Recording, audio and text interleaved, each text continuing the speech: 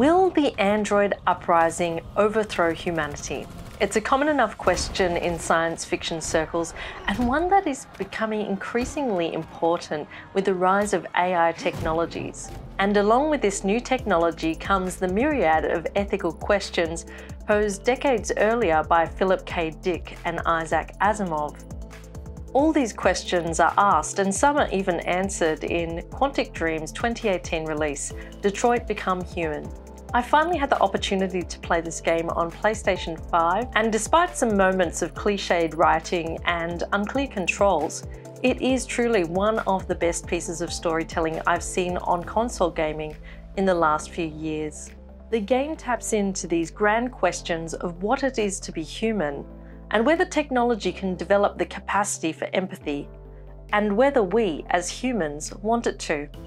I'm Kat Clay. Before I get into my review, I'd love it if you hit subscribe. Detroit Become Human follows the path of 3 androids as they intertwine in a powerful journey of freedom. Kara, a domestic housework android, finds herself on the run with a small child trying to find a place for freedom and family. Despite feeling like the female narrative in this story was limited to the role of motherhood, the quiet moments as Kara struggles to navigate her safety and that of Alice are some of the most harrowing in the game. Connor is a detective android designed to assist the Detroit police with investigations into deviant androids, those who have broken free of their programming. He's played against gruff, alcoholic cop Hank, in what is one of the most overused dynamics in crime fiction. Reluctant partners, one drunk cop, the other a stickler for the rules, overcoming their dislike to become friends. But as their relationship deepens, so too the story moves away from these familiar tropes.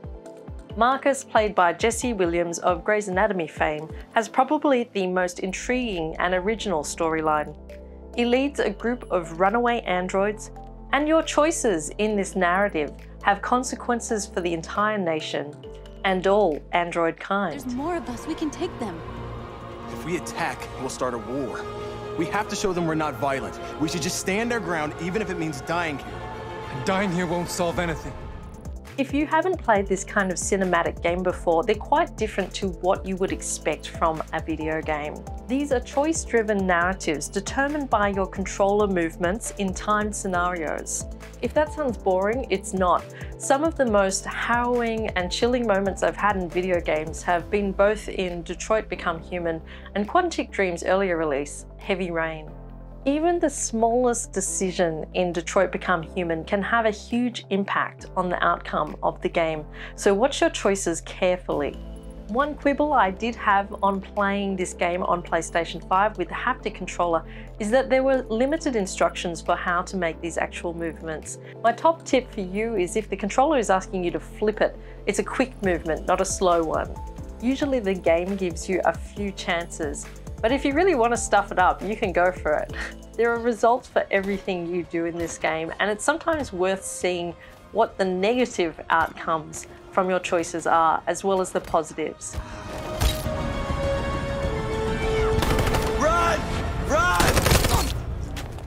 As I discuss the storytelling, there will be some minor spoilers in this review. So if you're not interested in spoilers, I do highly recommend actually just going and playing the game for yourself once through without reading anything about the storytelling. The game only takes around 10 hours to play, so once you've done that, come back and finish watching my review. The familiar elements from David Cage's storytelling are there from previous games, particularly if you've played Heavy Rain. The crime investigation, the moralistic overtones, the woman held captive by a psychopath in the basement are all there.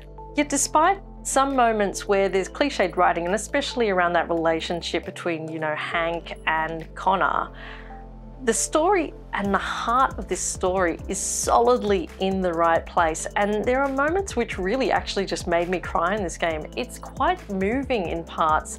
I haven't had such an emotional reaction to a video game since The Last of Us, and that's really saying something high about this game. During the game, Marcus has the opportunity to lead a bunch of androids to freedom.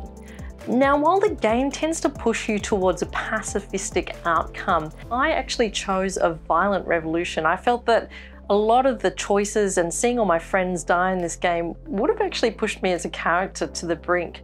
And so in making that choice, I stuck with it, and I really actually was satisfied with the ending, even though that's not necessarily perceived as the best ending.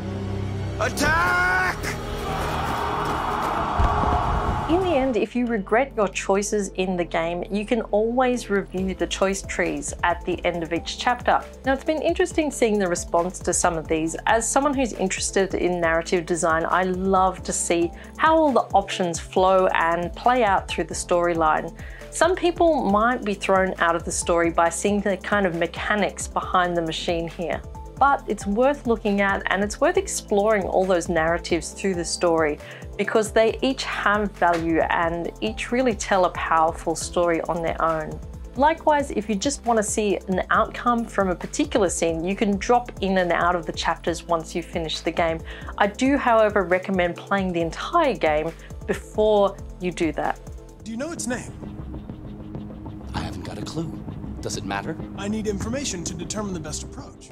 As with a lot of games that are in 4K on the PlayStation 5, it looks absolutely spectacular. The skin textures are rendered so beautifully in this game. It is really setting the mark for the quality of imagery. And this isn't even a game that was developed for PS5, but it just looks beautiful.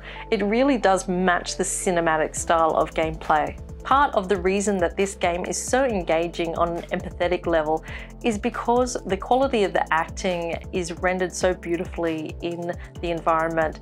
And so we really do come alongside these characters. And part of that is to do with the way that the graphics are rendered so well. Something that Detroit Become Human nails very well is aesthetic, and I'm a real sucker for games that have a consistent aesthetic through the game, but Detroit Become Human really takes that idea of CyberLife, the corporation, and incorporating that through the game and the menu elements, especially Chloe on the homepage menu. I don't know if I mentioned this, but I like your interior decorating. It really reflects your personality. I mean, I like it.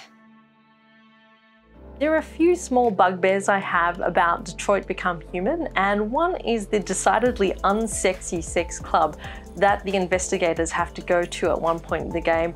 And everyone's kind of there in their sports bras and jocks. It's not a particularly sexy place to go. Likewise, your relationship with North feels forced despite the choices you make. I would have been really interested to see if you could have had a relationship with Josh if you chose the pacifistic route, but a relationship with North if you chose the violent route. I would have liked to see that change depending on your choices in the story. There are also several things left completely unexplained in Detroit Become Human, perhaps opening the way for a sequel, I hope so. One of them is the question of who is the android god RA9. You never really find out where RA9 comes from, who they are, where they were programmed from. And it would be really interesting to actually delve into that a little bit more in the story. Similarly, Marcus gets some android Jedi powers to liberate other androids through the story. I can only assume that his Wi-Fi or Bluetooth connections are really good. But for me, at the point I was at when that happened in the story, I was so far invested into it that I was going to accept just about anything happening in the narrative. Detroit Become Human is well worth your time. It's Quantic Dream's best release to date, and it's a beautiful game full of heart about what makes us human and the great virtues of freedom, equality, and family. I'm Kat Clay, and if you enjoyed this review of Detroit Become Human and would like to see more video game content about writing and cosplay, please hit subscribe. It really helps to support my channel. Thanks so much for watching.